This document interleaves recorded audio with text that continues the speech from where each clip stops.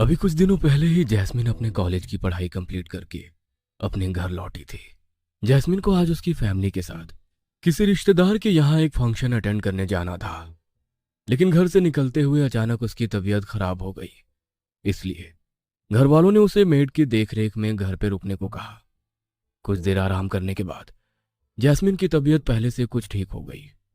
वो अकेली घर पर बोर हो रही थी, इसीलिए वो अपना कंप्यूटर ऑन करके इंटरनेट पर कुछ ऑनलाइन गेम सर्च करने लगी। तभी उसकी कंप्यूटर स्क्रीन पर एक वीडियो फ्लैश हुई, जिस पर बड़े बड़े अक्षरों में लिखा था, the death game, play it at your own risk. Jasmine ने एक्साइटेड होकर तुरंत ही उस वीडियो को प्ले कर दिया और बड़े ही ध्यान से उस वीडियो को देखने लगी। जैस्मिन को हमेशा से ही आत्माओं की दुनिया के बारे में जानने की बड़ी दिलचस्पी रहती थी, इसीलिए अक्सर ही वो अपने कॉलेज में भी अपने दोस्तों के साथ ऐसे ही हॉन्टेड गेम्स खेला करती थी। इसलिए उसने उस गेम को देखकर अकेले ही उसे खेलने का मन बना लिया। वीडियो के एंड में उस गेम के रूल्स लिखे थे, जिसमें साफ अक्षरों में ये लिखा था कि इस गेम को उन आत्माओं की मुक्ति के लिए बनाया गया है जो मरने के बाद भी आज भी हमारे बीच मुक्ति पाने के लिए भटक रही हैं, और एक बार गेम शुरू होने के बाद इसे बीच में छोड़ा नहीं जा सकता। Play it at your own risk. उन वार्निंग को पढ़ने के बाद भी जैस्मिन उस गेम को खेलने के लिए तैयार हो गई, और उस गेम को खेलने के लिए उसने अपने फर्श पर व्हाइट चौक से एक स्टार की आकृति बनाई और उसके दोनों तरफ उसने यस और नो बड़े बड़े अक्षरों में लिख दिया, जैसा कि उस वीडियो गेम में दिखाया गया था। तभी उसे याद आया कि इस गेम को खेलने के लिए उसे एक डॉल भी चाहिए, जिसके जरिए वो उन आत्माओं से बात कर सके। वो उठी और उसने अपने बिस्तर पर रखी अपनी डॉल को उठाया और उसे उस स्टार के बीचों बीच ले जाकर रख दिया। अगले रूल के अकॉर्डिंग उसने अपने सर से अपने कुछ बालों को तोड़ा और एक कपड़े में लपेटकर उसे उस डॉल के हाथ पर बांध दिया, और एक चाकू से अपनी उंगली पर हल्का सा घाव करके उसने अपने खून को उस डॉल पर टपका दिया और अपनी आंखें बंद करके वीडियो में दिखाए गए एक मंत्र को बार बार बड़बड़ाने लगी। कुछ ही देर में उसे अपने कमरे में कुछ अजीब सी हलचल सुनाई दी, मानो कोई तेज कदमों से उसके कमरे में इधर से उधर दौड़ रहा हो। उस हलचल से जैस्मिन का मन अचानक थोड़ा घबरा गया, लेकिन गेम के रूल्स के अकॉर्डिंग वो अपनी आंखें बंद कर लगातार उस मंत्र को बड़बड़ाती रही। तभी उसे अपने शरीर पर एक बहुत ही ठंडी सी हवा महसूस हुई और उन कदमों की आ रही तेज आवाज अचानक से बिल्कुल शांत हो गई। और उस आवाज के शांत होते ही जैस्मिन ने आखिरी बार वो मंत्र बोलकर अपनी आंखें खोली और फिर से अपने खून की कुछ बूंदों को उसने उस डॉल पर डाल दिया, और गेम के रूल्स के अकॉर्डिंग आत्माओं से बात करने के लिए उसने उस डॉल की तरफ देखते हुए कुछ सवाल पूछने शुरू किए। क्या इस समय मेरे आसपास कोई ऐसी आत्मा मौजूद है जो मुझसे बात करना चाहती हो?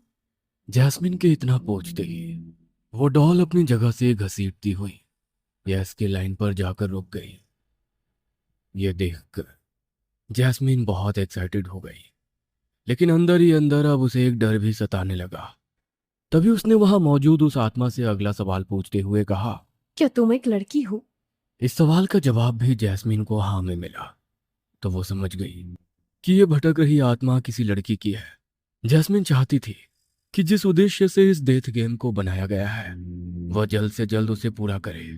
इसीलिए उसने उस आत्मा से अगला सवाल पूछते हुए कहा। क्या तुम चाहती हो कि तुम्हें मुक्त कराने के लिए मैं तुम्हारी मदद करूं? जैस्मिन को लग रहा था कि इस बार भी उस आत्मा का जवाब यस में मिलेगा, लेकिन ये सवाल पूछते ही वो डॉल घसीटती हुई नो के लाइन पर जाकर रोक गई। उसके जवाब को सुनकर जैस्मिन को कुछ अजीब सा महसूस हुआ, इसलिए उसने उस आत्मा से कनेक्शन तोड़ने के लिए उस वीडियो में बताए गए मंत्र को तेज आवाज में बोलना शुरू किया। तभी कुछ ही देर में उसे अपने कमरे में हो रही सभी हलचलें महसूस होनी बंद हो गई। उसे लगा कि गेम के रूल्स के अकॉर्डिंग वह आखिरी मंत्र बोलने से शायद अब सब कुछ नॉर्मल हो गया है और वो आत्मा भी अब वहां से चली गई है। इसीलिए उसने एक गीले कपड़े से जमीन पर बने उन सभी लाइंस को मिटा दिया और अपनी डोल को बाथरूम में वॉश बेसिन में ले जाकर उसे अच्छे से धोने लगी। तभी उसे ऐसा लगा कि कोई उसके पीछे खड़ा होकर लगातार वॉश बेसिन पर लगे शीशे से उसे घूर रहा हो। उसने हिम्मत करते हुए जैसे ही शीशे में देखा तो शीशे में अपने आप को देखकर डर के मारे उसकी चीख निकल गई। शीशे में बने दर्पण में उसने देखा कि उसके शरीर पर जहरीले सांप और बिच्छू लिपटे हुए हैं, और उसने चिल्लाते हुए अपनी डॉल को फेंका और अपने शरीर को बुरी तरह से झाड़ने लगी। उसकी चीख सुनकर सर्वेंट रूम में सो रही उसकी मेड दौड़ती हुई उसके पास आई। उसने देखा कि बाथरूम के फ्लोर पर जैस्मीन बेहोश पड़ी है। उसने उसके चेहरे पर पानी छिड़का और उसके बिस्तर पर ले जाकर उसे सुला दिया। कुछ देर बाद एक हल्की सी आवाज से जैस्मीन की नींद उड़ गई। तभी उसकी नजर उसके पास रखी उसी डॉल पर पड़ी जिसे उसने डर के मारे अपने बाथरूम में फेंक दिया था। उस डॉल को अपने बिस्तर पर देखकर जैस्मीन के पसीने छूट गए। तभी उसे अपनी आंखों के सामने किसी परछाई के होने का एहसास हुआ। उसने हिम्मत करते हुए जैसे ही उसकी ओर देखा तो डर के मारे उसकी आत्मा सिहर उठी। उसकी आंखों के सामने हूबहू उसी की तरह कपड़े पहने हुए एक लड़की खड़ी थी। जैस्मीन ने उसका चेहरा देखने के लिए जैसे ही अपनी नजरें उठाई तो उस लड़की के हाथों में जैस्मीन का कटा हुआ सर था। अपनी आंखों के सामने इतने भयानक दृश्य को देखकर वह बेहद बुरी तरह से चीखने लगी। तभी अचानक उसकी आंखें खोली और उसे एहसास हुआ कि वो महज एक बुरा सपना देख रही थी। चैन की सांस लेकर वो फिर से सोने की कोशिश करने लगी। अगले दिन जब उसकी आंख खुली तो उसकी मेड उसके लिए टेबल पर नाश्ता लगा रही थी। उसने नाश्ता करने के लिए जैसे ही कैसरोल को खोला तो उसमें जिंदा कीड़े रेंग रहे थे और वो पूरा कैसरोल बुरी तरह खून से सना हुआ था। उसने हड़बड़ाहट में उस कैसरोल को टेबल से नीचे फेंक दिया। उस तेज आवाज को सुनकर उसकी मेड जैसे ही वहां आई तो उसने देखा कि जैस्मीन जमीन पर गिरे उस खाने को देखकर पूरी तरह से डर से चिल्ला रही है। उसने जैस्मीन को शांत करने के लिए अपने सीने से लगाया। तभी जैस्मीन को उसकी मेड का चेहरा किसी भयानक आत्मा की तरह दिखाई देने लगा। उसने जोर से अपनी मेड को धक्का मारा और भागती हुई अपने बिस्तर पर खुद को कंबल में भींच कर लेट गई। कुछ देर बाद जब उसके पेरेंट्स घर पर आए तो उनकी मेड ने उन्हें जैस्मीन की हालत के बारे में बताया। उसके पेरेंट्स ने जैसे ही उसके रूम में जाकर देखा तो जैस्मीन का शरीर बुरी तरह बुखार से तप रहा था। उन्होंने उसके सर पर ठंडी पट्टी रखी और दवाई खिलाकर उसे सुला दिया। शाम को जब जैस्मीन की मॉम उसे डिनर के लिए आवाज देने लगी तो जैस्मीन ने उन्हें कोई जवाब नहीं दिया। इसलिए उसकी मॉम खाना लेकर उसके कमरे में चली गई। लेकिन उसकी मॉम ने जैसे ही उसके कमरे का दरवाजा खोला तो जैस्मीन की हालत देखकर उनके पैरों तले से जमीन खिसक गई। जैस्मीन का पैर डॉग ब्रूनो, जिसे वो खुद से भी ज्यादा प्यार करती थी, उसी के मांस को वो बड़ी ही बेरहमी से नोच नोच कर खा रही थी। ये देखकर उसकी मॉम के हाथों से खाने की प्लेट छूटकर नीचे गिर गई। तभी जैस्मीन अपनी भयानक लाल आंखों से अपनी मॉम की तरफ देखने लगी और बड़े ही भयानक तरीके से हंसते हुए ब्रूनो के मांस को खाने लगी। उसकी हालत देखकर उसकी मॉम समझ चुकी थी कि जैस्मिन के शरीर पर किसी बुरी आत्मा ने कब्जा कर लिया है। इसीलिए वो उसके रूम को लॉक करके वहां से भाग गई। उन्होंने देर ना करते हुए पास ही के चर्च के फादर थॉमस को अपने घर पर बुलाया। घर में पहला कदम रखते ही फादर को उस इविल स्पिरिट का एहसास होने लगा। वह जैस्मिन के पेरेंट्स को लेकर जैसे ही उसके कमरे में गए तो उन सबको देखकर वह बड़ी ही भयानक तरीके से मुस्कुराने लगी और पास में रखे एक चाकू से अपने ही शरीर पर वार करने लगी। उसकी हालत देखकर फादर ने उसके शरीर पर हॉली वाटर छिड़क दिया, जिससे वो अचानक ही बेहोश होकर जमीन पर गिर पड़ी। लेकिन जैसे ही फादर ने जैस्मिन को ब्लेस करने के लिए उसे छूने की कोशिश की, तभी उसने बड़ी ही ताकत से फादर के गले को पकड़ लिया। ये देखकर फादर और उसके पेरेंट्स बुरी तरह घबरा गए। तभी उस आत्मा ने बड़ी ही अजीब आवाज में फादर से कुछ ऐसा कहा जिसे सुनकर फादर के होश उड़ गए और जैस्मिन ने खुद ब खुद ही फादर के गले को छोड़ दिया और बुरी तरह हंसने लगी।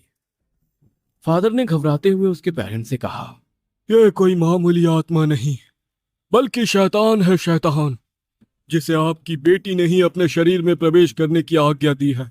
जब तक कोई इंसान शैतान को खुद अपने शरीर में प्रवेश करने की अनुमति नहीं देता, तब तक कोई उसके शरीर पर कोई अधिकार नहीं होता और तब तक उसे इंसानी शरीर से अलग किया जा सकता है।